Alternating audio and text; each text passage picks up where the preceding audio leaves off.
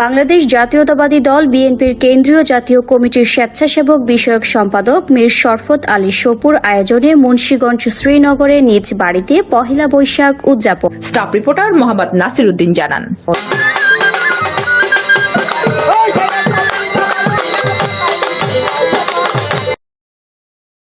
এতে প্রধান অতিথি হিসেবে উপস্থিত ছিলেন বাংলাদেশ জাতীয়তাবাদী দল বিএনপির কেন্দ্রীয় কমিটির যুগ্ম মহাসচিব হাবিবুর নবী খান সোহেল।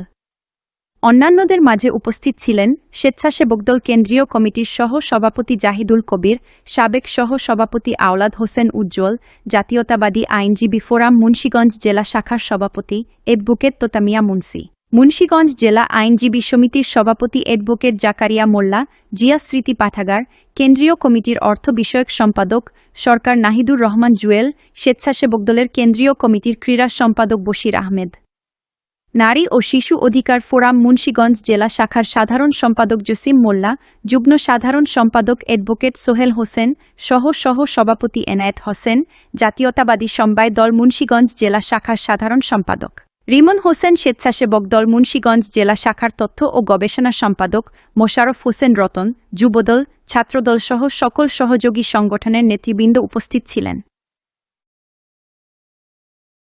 দেখতে পাচ্ছেন আমার পাশে দাঁড়িয়ে আছেন জনাব মীর শরফত আলী সপুর। সবাইকে শুভ নববর্ষের শুভেচ্ছা।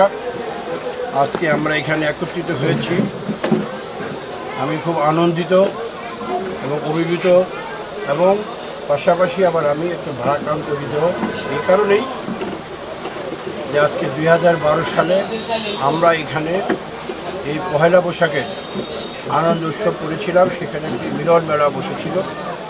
পাশাপাশি আজকে আমরা ফেসি মুক্ত পরিবেশে, স্বৈরাচার মুক্ত পরিবেশে আজকে আমরা পহেলা বৈশাখ পালন করছি।